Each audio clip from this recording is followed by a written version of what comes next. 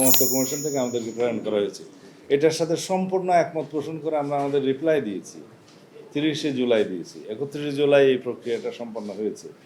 এখন এটার বাস্তবায়নের জন্য আইনি ভিত্তি থাকতে হবে বলে যে কেউ কেউ বলছে, সেই প্রক্রিয়ায় যদি কেউ আলোচনা করতে চায় আমরা সেই আলোচনা আহ্বান জানালে সেখানেও আমরা যাব। কিন্তু আমরা মনে করি এই যে জাতীয় ঐক্যমত্য কমিশনের মধ্যে জাতীয় ঐক্যমত্য প্রতিষ্ঠা হয়েছে যে সমস্ত বিষয়ে প্রতিশ্রুতি, যে সমস্তগুলো অঙ্গীকার হিসাবে আমাদের কাছে চাওয়া হয়েছে এগুলো বাস্তবায়নের জন্য, এইটা আইনের ঊর্ধ্বে। কারণ গণ অভ্যুত্থান কি আইন মেনে হয়েছে? জনগণের অভিপ্রায় ইচ্ছা অনুসারে হয়েছে। এইটাই তো চূড়ান্ত অভিপ্রায়, এবং এরপর অঙ্গীকার আবদ্ধ হচ্ছি, আমরা প্রতিশ্রুত হচ্ছি, এবং তার মধ্য দিয়ে সেই প্রতিশ্রুতিগুলো বাস্তবায়নের জন্য একটা সনদ তৈরি হচ্ছে, এবং এই সনদটা জাতীয়ভাবে প্রকাশিত হবে, সেটা ওয়েবসাইটে যাবে, ইলেকট্রনিক প্রিন্ট মিডিয়াতে যাবে, এবং সমস্ত জনগণ সেটা দেখবে।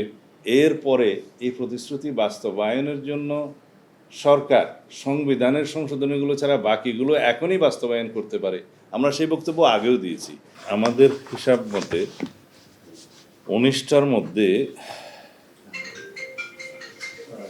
7টা মৌলিক সংস্কার বিষয়ে আমরা কিছু কিছু নোট অফ ডিসেন্ট দিয়ে একমত হয়েছি, এবং 12টিতে সরাসরি আমরা একমত হয়েছি সংস্কার কমিশনের রিপোর্টে।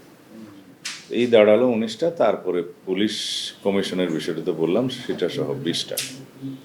এখন যে 7টিতে আমরা নোট অফ ডিসেন্ট দিয়েছি সেটা খুবই সামান্য মত পার্থক্য।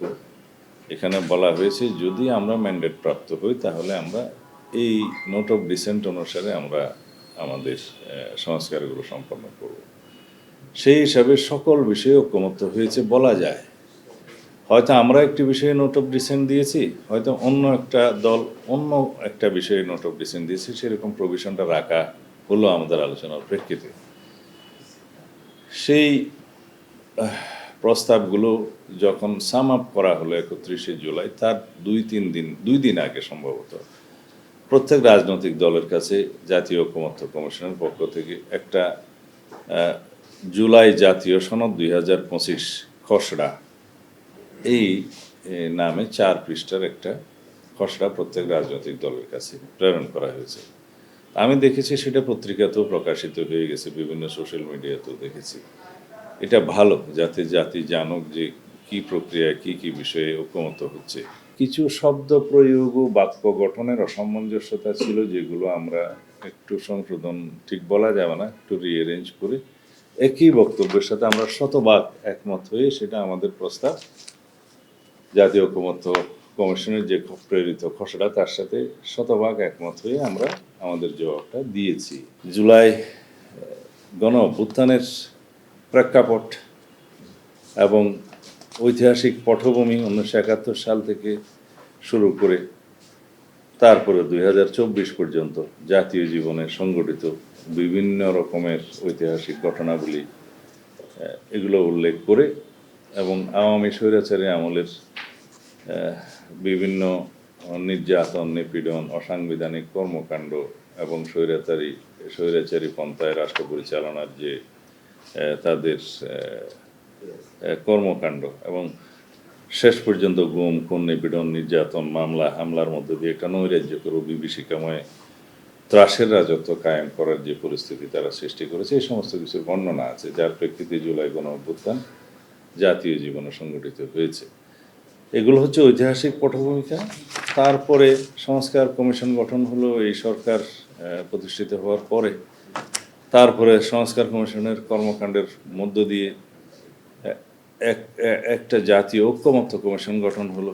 জাতীয় ঐক্যমত্য কমিশনের যে যে কার্যক্রম আমি আগেই বলেছি, কতগুলো বৈঠক হলো, কীভাবে আলোচনা হলো, এবং কারা কীভাবে পরামর্শ দিলেন, এইভাবে এই বর্ণনাগুলোর পরে তারা বলছেন যে রাজনৈতিক দলগুলোর সঙ্গে প্রথম পর্যায়ের আলোচনা শেষ করে কমিশন অগ্রাধিকার ও গুরুত্বপূর্ণ বিবেচনায় মোট 20টি বিষয় নিয়ে রাজনৈতিক দলগুলোর সঙ্গে দ্বিতীয় দফা আলোচনায় মিলিত হয়, যেটা 31শে জুলাই সমাপ্ত হয়েছে। এই প্রক্রিয়ার ফলশ্রুতিতে নিম্নলিখিত জুলাই জাতীয় সনদ 2025 রচিত হয়। সেটা ওনারা রচিত হয় লিখে দিয়েছেন, তার মানে যে সমস্ত বিষয়ে ঐকমত্য হয়েছে সেটা এখানে ধারণ করা হবে, সেটা মনে রেখেই তারা বলেছেন।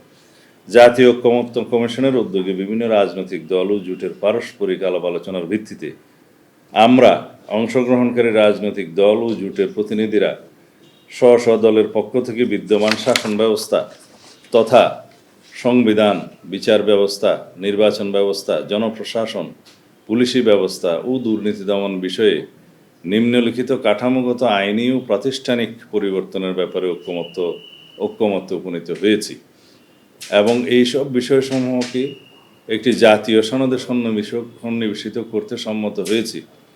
স্বৈরাচার ও ফ্যাসিবাদ বিরোধী দীর্ঘ 16 বছরের অব্যাহত লড়াই এবং 2024 সালের জুলাই আগস্টে সংগঠিত ছাত্র গণ অভ্যুত্থানের বীর শহীদ ও আহতদের প্রতি গভীর শ্রদ্ধা প্রকাশ এবং উক্ত গণ অভ্যুত্থানে প্রত্যক্ষ ও পরোক্ষভাবে অংশগ্রহণকারীদের প্রতি কৃতজ্ঞতার স্মারক হিসাবে আমরা এই সনদকে জুলাই জাতীয় সনদ 2025 হিসাবে ঘোষণা করছি। এই বক্তব্য জাতীয় ঐকমত্য কমিশন থেকে লিখিত দেয়া হয়েছে, আমরা একমত হয়েছি।